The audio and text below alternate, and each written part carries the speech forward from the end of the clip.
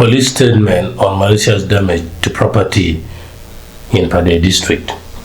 The date of occurrence is the 20th of July 2025. The time is around 4 p.m. Place of occurrence is Layamo village, Ngoro parish, Ata sub-county in Pade district.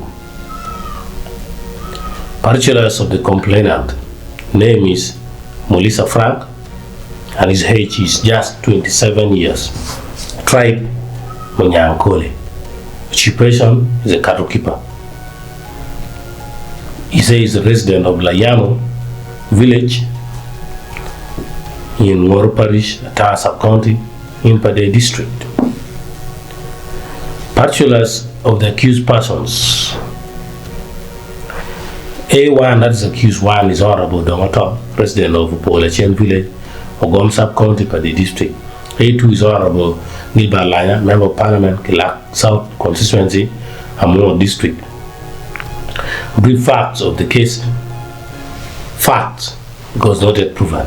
It's alleged that on the 20th of July 2025 at about 4 p.m., Honorable Otto, A1 and Honorable Gilbert A2, in the company of a group of unidentified individuals, entered the cattle farm belonging to the complainant, Mr. Molisa Frank, located in Layamo village.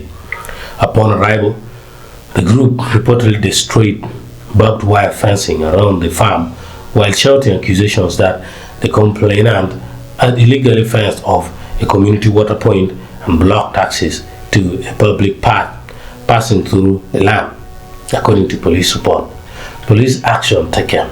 A case of malicious damage to property was officially registered at the Central Police Station, that's CPS.